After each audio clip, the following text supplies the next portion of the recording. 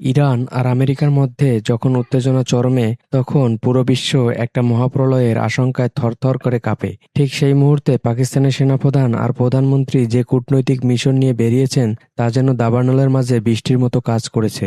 সেনাপ্রধান যখন তেহরানের মাটিতে পা রাখেন, তখন সেটি কেবল দুই দেশের সামরিক আলাপ থাকে না, বরং তিনি সেখানে গিয়ে এক অঘোষিত গ্রান্টার বা জামিনদারের ভূমিকা পালন করেন। তিনি ইরানকে আশ্বস্ত করেন যে পাকিস্তান তার প্রতিবেশী দেশের ওপর কোনো আঘাত বা বরদাস্ত করতে দেবে না।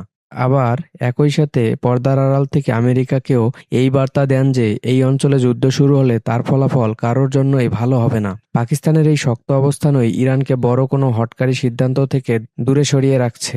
অন্যদিকে পাকিস্তানের প্রধানমন্ত্রী যখন সৌদি আরব আর কাতারের দরবারে হাজির হন, তখন তিনি আসলে যুদ্ধের বিকল্প হিসাবে একটা অর্থনৈতিক ও রাজনৈতিক ব্লকের প্রস্তাব নিয়ে যান। কাতার যেহেতু বর্তমান বিশ্বের সবচেয়ে বড় আলোচনার কেন্দ্রবিন্দু, তাই কাতারের আমির আর পাকিস্তানের প্রধানমন্ত্রীর বৈঠক মানেই হলো ইরান আর আমেরিকার মধ্যকার রুদ্ধদ্বার আলোচনার একটা গোপন সুড়ঙ্গ তৈরি করা। তারা জানেন যে যুদ্ধ মানেই তেলের বাজারে ধস আর সারা বিশ্বের হাহাকার।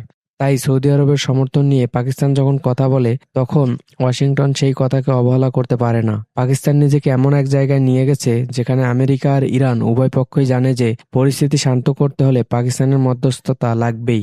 এই সফরগুলোর মাধ্যমে সারা বিশ্বের চোখে পাকিস্তানের ভাবমূর্তি এখন থেকে এক অনন্য উচ্চতায় পৌঁছে গেছে। একসময় বিশ্ব পাকিস্তানকে যেভাবে দেখত, এখন দেখছে তার সম্পূর্ণ বিপরীত। আজ বিশ্ব নেতারা দেখছেন পাকিস্তান কেবল অস্ত্র আর পারমাণবিক বোমা নিয়ে বসে নেই, বরং তারা সেই দেশ যারা নিজের ঘর সামলে নিয়েও পুরো বিশ্বের শান্তি রক্ষার জন্য তেহরান থেকে রিয়াদ ছুটে বেড়াচ্ছে।